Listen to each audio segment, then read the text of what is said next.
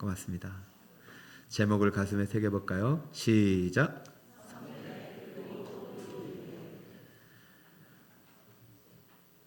오늘 창세기 15장은 은혜 언약이 체결되는 순간을 그린 것입니다. 여러분, 구원은요 하나님의 선택으로 시작됩니다. 그래서 우리의 영역이 아니에요. 하나님이 주권적으로 여러분을 선택해서 구원이 시작되는 것입니다. 그런데 구원 이후가 문제예요. 구원 이후에, 선택 그 이후에는 이제 내가 하나님을 선택해야 합니다. 자, 하나님께 선택받은 사람은 인생을 살아가면서 반드시 중대한 질문을 계속해야 돼요. 과연 내가 하나님께 선택받은 자인가? 어떻게 알 수 있는가? 여러분, 이 질문이 여러분 인생 가운데 꼭 있어야 됩니다. 이 질문에 대한 답을 하는 시간이 오늘 학습식이고 세례식이고 문답이에요. 그러나 이것은 오늘 하루로 끝나면 안 돼요. 선택은 단회적인 거예요. 그렇지만 응답은, 우리의 선택은 지속적으로 하나님 앞에 드려져야 되는 것입니다. 그러면 우리가 선택받은 것을 어떻게 아느냐? 성경은 그 증거가 바로 믿음이라고 말합니다. 여러분, 하나님은 선택받은 자에게 믿음을 은혜의 선물로 주십니다. 그리스도를 바라보는 자에게 믿음을 주십니다. 그럼 우리는 그 믿음을 가지고 이제 누구를 선택할 수 있는 거예요? 하나님을 선택하는 것이에요. 믿음은 선택이에요. 세상을 선택했던 내 삶, 세상을 사랑했던 내 삶을 버리고 이제는 하나님을 선택할 수 있는 자격이 주어졌고 가능성이 열린 것입니다. 그러므로 믿음은 능력이에요. 내가 할 수 없는 것을 할 수 있는 능력이에요. 그것이 뭐냐면 이제는 나도 하나님을 선택할 수 있는 것이에요. 여러분, 오늘 이 자리에 여러분 오신 것이 하나님을 선택하신 것임을 믿으시기 바랍니다. 그러나 우리 인생 가운데 허무는요 계속 우리의 삶의 현장에 찾아와서 우리의 믿음을 건드려요. 무너뜨리려고 해요. 믿음은 지속적인 선택을 통해서 자라는 것입니다. 오늘 아브라함의 은혜의 현장에는 아브라함이 어떻게 믿음을 선택해 나가는지 그 첫 출발의 모습을 보이고 있는 것입니다. 그러므로 여러분들께서 이 은혜의 현장 속에서 여러분의 믿음을 다시 한번 점검하고 여러분들 선택 그 이후에 하나님께서 우리에게 요구하시는 믿음의 그 선택의 현장에 여러분이 하나님께 택함받는 여러분 되시기 바랍니다. 자, 크게 믿음의 선택의 모습을 오늘 두 가지로 보여주는데 첫 번째는 지난주에 이어서 계속해서 이러한 선택이 우리에게 있어야 됩니다. 따를까 날마다 허무가 찾아와도 믿음으로 답해야 합니다. 선택 이후에 우리가 해야 할 믿음의 모습들이란 것입니다. 자, 7절을 보세요. 또 그에게 이르시되 나는 이 땅을 내게 주어 소유를 삼게 하려고 너를 갈대아인의 우르에서 이끌어낸 여호와니라 라고 말하고 있습니다. 또라는 접속사가 있다는 것은 지금 1절과 6절과는 좀 더 다른 전개가 시작되고 있다는 것이죠. 여러분, 15장 6절은 상당히 중요한 구절이죠. 아브라함이 믿음으로 의롭다함을 받은 공인된 순간입니다. 그러면 7절은 좀 더 달라지겠죠. 7절이 하나님께서 믿음으로 의롭다 선언한 아브라함에게 또다시 말씀하시는 거예요. 아브라함아, 내가 너에게 자손의 약속을 주었다. 네가 그것을 믿었다. 이제는 또 한 가지 약속을 한 번 더 말한다. 내가 네 자손이 영원토록 거할 땅을 주려고 갈대아 우르에서 너를 이끌어냈다. 나는 너에게 네가 지금 살고 있는 이 땅을 소유로 기업으로 줄 여호와 하나님이다. 여러분, 이 말씀은 이미 12장에 충분히 하셨어요. 근데 10년이 지난 이후에 아브라함이 그 말씀을 믿지 못하자 하나님께서 나타나셔서 하늘의 별을 보여주시면서 그리고 네 후손 중에 나타날 그리스도를 보여주시면서 이 후손이 그와 같이 될 것이라 말하자 그것을 믿었어요. 자, 그렇다면 지금 하나님께서 다시 말씀하시면서 아브라함아, 네가 하늘의 별과 같이 후손들이 될 것을 믿었으니 너무나도 기쁘다. 그러니 또 한 가지, 내가 너에게 외대당초 약속했던 땅의 기업을 줄 것이라는 것도 믿어라. 여러분, 이미 의롭게 된 믿음을 가진 아브라함, 하나님이 선택하셔서 공인된 믿음을 받은 아브라함, 이 믿음 가지고 어떻게 해야 됩니까? 할렐루야, 하나님 감사합니다. 내 자손이 하늘의 별과 같은 후손이 될 거라는 거 감사한데 그 후손들이 구할 땅을 내게 주신다니요. 감사합니다. 할렐루야. 이게 다음의 수순인데요. 7절 다음에 8절에 아브라함의 반응이 예사롭지 못한 거예요. 한번 볼까요? 그가 이르되 주 여호와여, 내가 이 땅을 소유로 받을 것을 무엇으로 할리까? 하나님이 약속하셨는데 그 약속에 대해서 아브라함이 질문을 던지는 거죠. 여러분, 무엇으로 할리까? 이게 지금 믿어지는 거예요? 안 믿어지는 거예요? 안 믿어지니까. 아니, 당신이 하나님이 약속했는데도 불구하고 내가 좀 불안하니까 뭐 좀 보증을 알려달라는 거예요. 보증, 증표를 달라는 거예요. 1절이나 2절에 이랬으면 상관없어요. 근데 이미 6절에 그 믿음을 보시고 의롭다 하시고 구원을 해버리셨어요. 네가 선택받은 증거로 믿음을 주셨어요. 그런데 무엇으로 할리까? 또 다른 증거를 요구하고 있어요. 이게 어떤 믿음인가? 여기 무엇이라는 단어가 말하곤 히브리어를 썼는데 이게 의문사입니다. 근데 이게 2절에도 똑같이 나와요. 2절에 보니까 아브라함이 이르되 주여 여호와여, 무엇을 내게 주려 하시나이까? 무엇을 주려 하시나이까? 무엇을 할리까? 똑같은 의문사예요. 처음에는요 이해는 해요. 왜? 아브라함이 지금 믿음이 온전치 않잖아요. 의롭기 때문에 믿음이 아니잖아요. 내가 네 방패요 상급이라고 분명히 말했어도 안 믿어지니까, 아니 하나님께서 나에게 방패와 상급이 된다고 하셨다면은 적어도 10년이 지난 지금 내 나이 지금 85, 86세가 되고 있는데 자식은 한 명이 있어야 되는 거 아닙니까? 나 이제 못 믿겠습니다. 차라리 내 종 엘리에셀에게 물려주겠습니다. 상당히 불신앙적인 태도로 무엇을 주시겠습니까? 라고 묻는 질문이에요. 이 질문에는 의심이 있고 불신앙이 있어요. 근데 하나님께서 그 하늘의 별을 보여주면서 다 깨뜨리셨어요. 왜 이렇게 됐어요? 그러면 두 번째 질문은요, 좀 차원이 달라야 되는 것이죠. 그런데도 무엇으로 할리까? 자, 여러분, 이 믿음은 2절의 무엇과 8절의 무엇은 조금은 차원은 달라요. 왜냐하면 이미 선택의 증거로 하나님이 아브라함에게 무엇을 선물로 주셨습니까? 믿음을 선물로 주셨기 때문에 조금씩 보이기 시작해요. 그런데 아직도 확신이 안 생기는 거예요. 오늘 학습받고 세례받아도요 이런 날이 반드시 찾아옵니다. 왜냐하면요 우리가 예수 믿고 구원받아도요 날마다 허물은요 찾아와요. 그래서요 우리에게 두드려요. 똑똑똑. 자식 문제가 해결된 것 같지? 앞으로 자식들이 구할 땅은 어디 있느냐? 그러면요 갑자기 흔들리는 거예요. 그래, 자식이 있는데 땅이 없으면 무슨 문제인가? 그럼 이제 땅 문제 때문에 고민하는 거예요. 자, 그러면 하나님이 땅 문제를 해결해 주잖아요. 그럼 뭐가 또 문제를 두드립니까? 그래, 자식이 있고 땅이 있잖아. 그럼 너 뭐 먹고 살래? 먹을 것이 있냐? 먹을 거의 문제가 해결이 안 돼요. 허물은요 계속 우리의 빈 공간을 찾아와요. 계속 두드려요. 없지 않느냐? 땅 문제, 먹을 문제 해결돼요. 그러면 또 허물가 또 찾아와요. 자, 허물은요 없는 거잖아요. 야, 너 그래? 앞으로도 전쟁 나면 네 거 다 뺏긴다. 미래의 불안을 가지고 또 두드려요. 너 앞으로 전쟁 나면 너 다 잃어. 어떻게 할 거야? 그럼 이제 어떻게 해야 돼요? 이 허무가 만들어낸 공간을 채우려고 열심히 전쟁 연습해야 되겠죠. 전쟁 연습하다 보면 몸이 어떻게 돼요? 망가지죠. 건강 문제가 찾아와요. 또 허무가 또 두드려요. 똑똑똑. 야, 너 건강 다 잃었네? 연태까지도 믿은 게 뭐냐? 자, 계속해서 허무는요 우리의 믿음을 공격합니다. 그러면 여러분, 지금까지 제가 했던 질문들 중에 여러분이 지금 제 입술에서 믿음으로 답한 대목이 어디 있냐 말입니다. 허무가 질문하면 계속 그 공간을 채우려고, 자식을 채우려고 인간적인 노력하고, 땅을 살려고 인간적으로 노력하고, 전쟁을 해결하려고 인간적인 노력하고, 건강의 문제를 해결하려고 뭐 각종 약을 다 먹고 말이죠. 요즘 감기약은요 5달 이상 주더만요 감기약 해결하려고도 그렇게 노력하는 문제. 그런데요 이 문제들이 죽을 때까지 해결이 안 되는 것입니다. 죽음 앞에서 묻습니다. 너에게 믿음이 있냐고.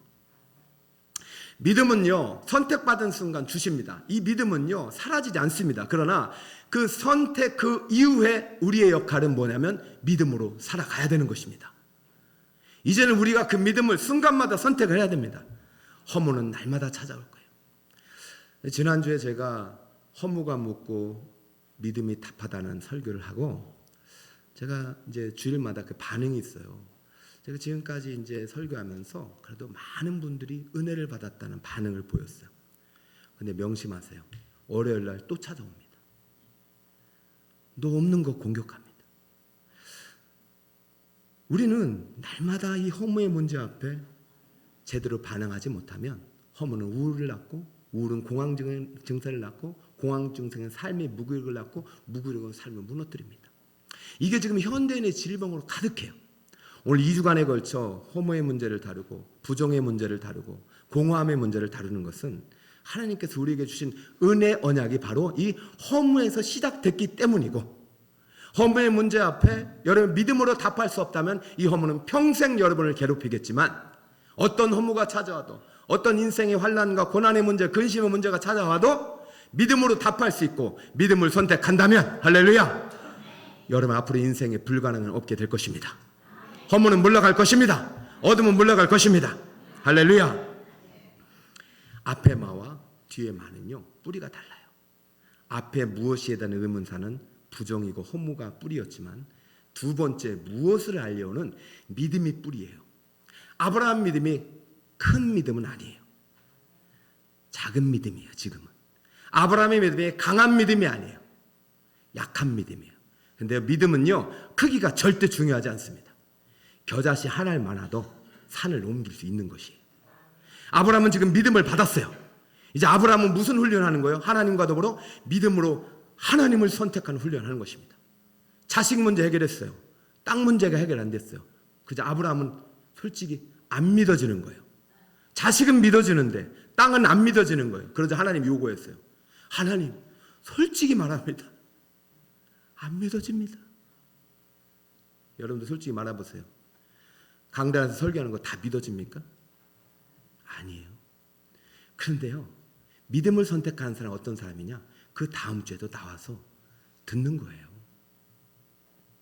믿음을 선택하는 어떤 사람이냐? 안 믿어도 내 믿음의 연약함을 가지고 하나님께 나오는 거예요. 오늘 세례받고 학습받는 여러분들 다 알고 받은 사람 하나도 없어요. 우리는 죽을 때까지 계속 무엇을 알아야 되는지 질문해야 됩니다. 하나님께서 그 공허의 자리를, 공간을 말씀으로 채워주실 거예요. 오늘 아브라함이 질문해, 하나님 어떻게 내가 이 땅을 차지할 것을 알 수 있습니까? 라는 약한 믿음을 가지고 드린 질문 앞에 하나님은 친절하게 이제는 네가 앞으로 붙들어야 될 믿음의 대상이 하나님이라면 믿음의 내용을 구체적으로 소개할 테니까 이것을 잘 배워라 하는 차원에서 이제부터 믿음의 본질적인 내용을 가르쳐 주는데, 그것이 바로 우리가 배워야 할 은혜 언약의 현장입니다. 따라서 은혜 언약 정말 중요합니다. 이것이 구속 언약의 예표이기 때문에, 자 질문 앞에 하나님은 구체적으로 실물로 답합니다. 자 9절을 같이 한번 읽어볼까요? 시작.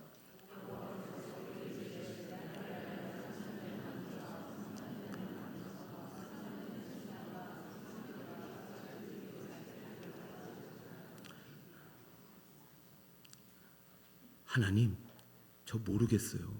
알려주세요. 그래? 자 그러면 지금부터 내가 시키는 거 잘해라. 밖에 가서 3년 된 암소, 그리고 3년 된 암염소, 3년 된 순양, 집비둘기, 산비둘기 5마리 잡아라. 아브라함은 잡아왔어요. 잠은 좀 이따 주무셔도 돼요. 좀 이따 아브라함이 잠자거든요. 지금 자면 안 돼요. 잠은 좀 이따 제가 재워드릴게요. 오늘 자도 되는 시간이에요. 5마리를 가져왔어요. 근데 갑자기 아브라함이 시키지도 않았는데 갑자기 짐승이 배를 갈라버리네. 뭐가 나오겠어요? 배를 가르면 피가 나오겠죠. 죽는 거죠. 그리고 소, 염소, 양을 베어려고 비둘기는 차마 잡지 못하네. 그래가지고 그냥 산채로 그냥 있는 그대로 오른쪽에 둡니다. 자, 왜 이렇게 할까요? 아브라함을 알고 있는 거예요. 지금 자기가 솔직히 약속을 못 믿겠다고 말한 거나 마찬가지잖아요. 자손은 믿겠어요. 근데 약속 땅은 못 믿겠어요. 내가 하나님의 약속이 진짜로 이루어질 거라는 증거를 달라니까 하나님께서 짐승을 가져오라니까 갑자기 짐승을 배를 갈라서 양쪽에 해놔. 자, 이게 무슨 말이냐면 이때가 2116년도에 주전 아브라함이 태어났기 때문에 2000년대에 살고 있는 것입니다. 그때는 지금과 달라요. 지금도 약속을 잘 안 지키는 사람이 많지만 그때 고대 근동의 사람들은 약속을 잘 안 지켰어요. 그렇기 때문에 약속이 아니라 언약을 맺어요. 약속 대신 무엇을 맺는다고요? 이 언약을 히브리어로 베리트라고 해요. 베리트는 자른다는 거예요. 자, 너랑 나랑 네 부족과 내 부족, 네 나라 내 나라 대표자가 한 명씩 나와가지고 이 짐승 한 마리를 가지고 언약을 맺자 하면은 배를 가릅니다. 피를 흘리게 합니다. 양쪽에 높습니다. 그리고 딱 손 붙잡고 언약 상대방이 맹세하며 들어갑니다. 만약에 너 나 중에 한 사람이 약속 어기면 이 짐승처럼 된다. 알겠지? 그래, 약속하지? 약속하고 들어갑니다. 이게 언약식입니다. 아브라함 이 언약을 알아요. 짐승을 갖고 란 얘기는 지금 하나님께서 나와 지금 언약을 맺겠다는 것을 깨달은 것입니다. 그러면 하나님과 아브라함과 언약을 맺으려면은 누가 내려오셔야 돼요? 하나님이. 아브라함이 하늘로 갈 수는 없잖아요. 그러니까 직감한 거예요. 이거 봐라. 나 말 잘못했다가 질문 잘못했다가 지금 하나님이 오시게 생겼어요. 여러분 지금 상황이 어쩌면 상당히 난감한 상황이고, 그리고요 죄인이 하나님을 만나는 순간 즉사입니다. 지금 10년 동안 아브라함은 지금 벌벌 떨면서 지금까지 지은 죄 다 생각하고 있어요. 그냥 자식으로 만족할 걸 땅까지 달라고 말이죠. 약속을 증거 달라고 했다가 지금 하나님이 언약을 맺으러, 자, 내 약속을 못 믿겠다고 그러면 내 언약을 맺으러 올 테니까 짐승 5마리 준비해 하자. 아브라함이 잘라놓고 주님 오시기를 기다리고 있는 것입니다. 여러분, 언약의 본질은 피로 맹세한 언약이기 때문에 어기면 죽는 거예요. 그럼 아브라함도 어기면 죽어요. 설마 하나님이 오실까? 그런데요, 하나님이 오셔버린 거예요. 자, 이게 은혜의 언약입니다. 여러분 질문합니다. 이 말이 됩니까? 아브라함이 누굽니까? 뭐 대단한 일을 했습니까? 세계 평화 노벨상을 받았어요? 아니잖아요. 갈대아우로 이름 모를 한 사람이에요. 아버지 우상장사했었던 데라의 후손일 뿐이에요. 아무런 존재의 의무가 없었던, 존재 자체가 부정될 수밖에 없었던 사람입니다. 그런데 하나님이 선택하고 갈대아우로서 그냥 끄집어내서 가나안 땅에 심어버렸어요. 오늘 지금 언약을 맺자고 해요. 아브라함 입장에서 상당히 두렵습니다. 하나님을 만나는 것이. 자, 그러자 지금 아브라함의 상태가 어떤지 심리 상태를 12절에 잘 보여주고 있습니다. 해질 때에 아브라함에게 무엇이 임했어요? 깊은 잠이 임하고 큰 흑암과 두려움이 그에게 임하였습니다. 오늘 저는 이 말씀을 듣다가 하나님을 만나시길 축복합니다. 죄인은 만날 수 없어요. 아브라함도 하나님을 만나기 위해서는 반드시 속죄의 피가 필요했던 것입니다. 지금 아브라함은요, 이 속죄의 피가 흘린 현장에서 누구를 기다리냐? 하나님을 기다리는데 그것이 너무나도 두려움과 공포가 임하는 거예요. 내가 하나님을 만나야 한다니. 여러분, 그런 두려움 가지고 이 자리에 오는 것이 예배입니다. 사실은 입술로 하나님을 경외한다고 하지만 그 경외는요 진정한 두려움이 아니에요. 여기에 아브라함에게 2가지 두려움이라는 단어가 나오거든요. 자, 우리 12절에도 두려움이 있지만 1절을 한번 쳐주세요. 1절에 두려워하지 말라 할 때 이 두려움은 아브라함에게 찾아온 두려움에 대해서 하나님이 두려워하지 말라고 할 때는 야레를 썼어요.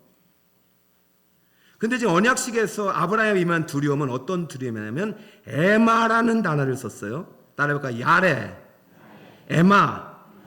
야레는 거시적인 두려움이에요. 모든 두려움이 다 돼요. 그런데 이때의 두려움은 어떤 두려움이냐면요, 상황에 들은 두려움이에요. 내가 지금 자식이 없는 미래에 대한 불안감, 내가 지금 전쟁을 끝나고 보복당할 것에 대한 두려움, 이 환경이 주는 두려움이에요. 하나님에 대한 두려움이 아니에요. 그러니까 이때는 믿음이 온전치 않아요.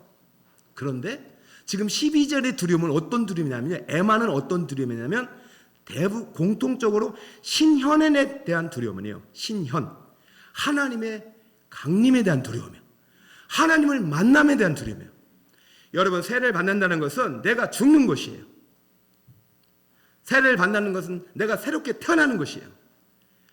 죄악된 삶이 죽어야만이 새롭게 태어나는 것이고, 하나님을 만나야만이 죽는 것입니다. 지금 아브라함은 엄청난 공포와 두려움 속에 하나님이 오시는 것을 기다리고 있는 것이에요. 17절에 보니까 해가 져서 어두울 때 연기나는 화로가 보이며, 자, 하나님이 드디어 강림하십니다. 17절을 띄워주세요. 17절을 보니까 해가 져서 어두울 때 연기나는 화로가 보이며 타는 횃불이 어디 사이로 지나가고 있습니까? 여러분, 너무 많이 들어서 너무 많이 식상한 본문이 되지 않기를 바랍니다. 지금 누가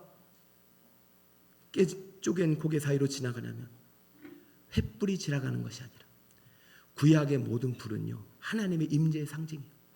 하나님이 불과 같이 임하셔서 지나가고 있는 것이, 내가 이 언약을 지킬 것이다 하고 지나가는 것이요. 내가 만약에 이 언약을 안 지키면 이 짐승처럼 내 생명을 담보해서라도 내 약속을 지키겠다라고 말씀하시면서 지나가는 것이요. 화로의 불은요, 화로는 심판대를 상징합니다. 그러므로 화로불이 임했다는 것은 심판대에 계시고 주권자로 계신 하나님이 직접 언약을 맺으러 오셨다는 것입니다.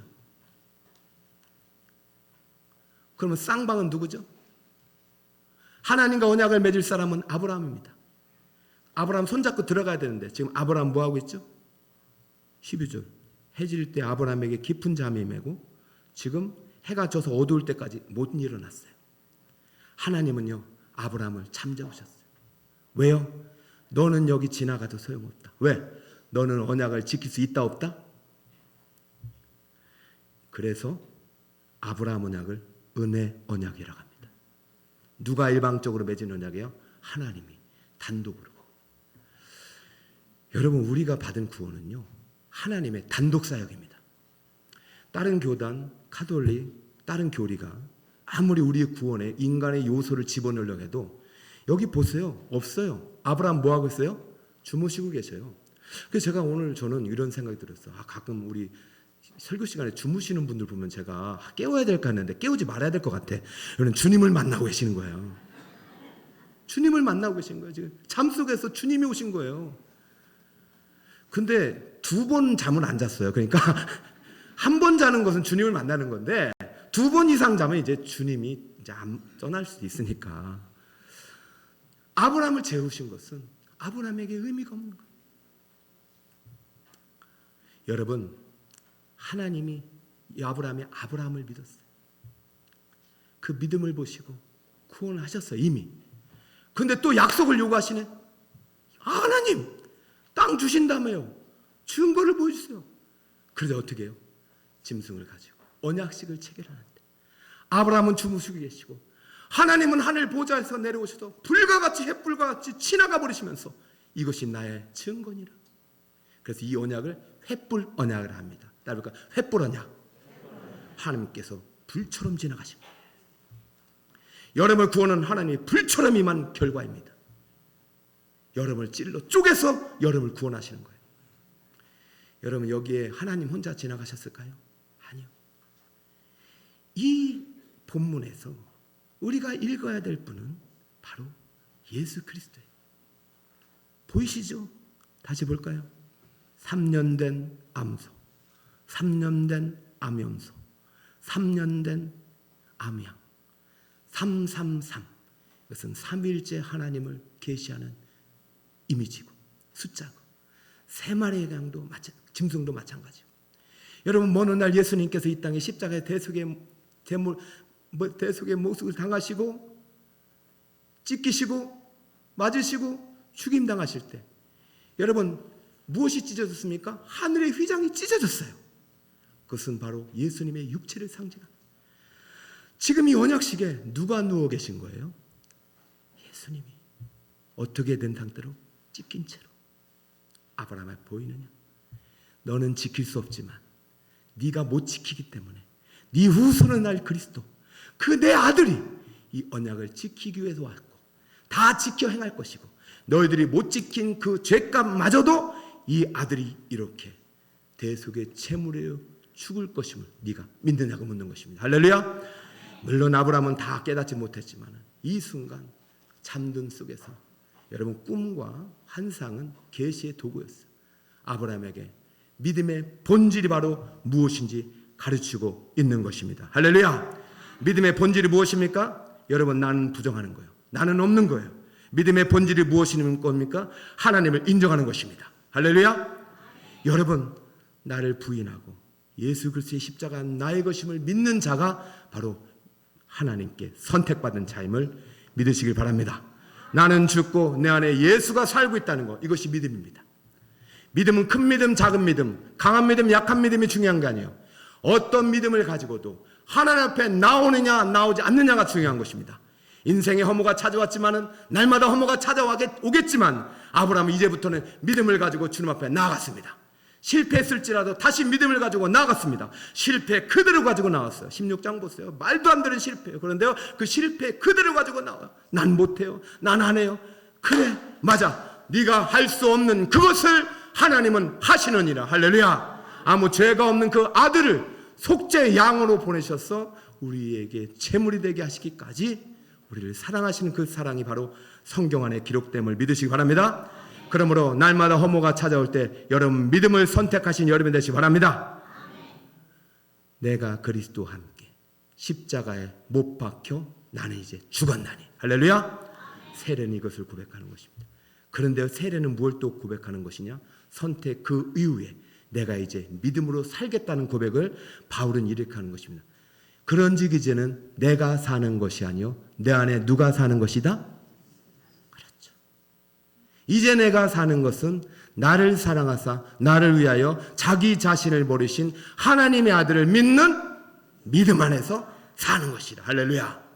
이제부터 여러분의 삶이 선택에 만족하고 선택을 자랑하는 것이 아니라 내가 오늘도 어떠한 실패와 허무와 좌절의 순간에도 내가 믿음을 선택하고 하나님을 선택했노라. 이 믿음이 나의 증거라고 말할 수 있는 여러분이 되시기 바랍니다. 이 믿음만이 천국문 앞에서 여러분의 천국문을 열고 들어갈 수 있는 유일한 증거가 될 것입니다. 하나님께 아브라함에게 언약의 현장에 요구한 것 단 하나, 믿음이었습니다. 오직 믿음, 오직 은혜, 오직 예수, 이 절대 구원의 가치를 붙잡고 날마다 선택 그 위에도 어떤 허무가, 어떤 절망이, 어떤 결핍이 여러분을 공격할지라도 믿음으로 응답하고 멋지게 승리하시는 우리 성도 여러분 다 되시기를 예수 그리스도의 이름으로 축원합니다. 할렐루야. 자, 오늘은요 학습 세례식이 있는데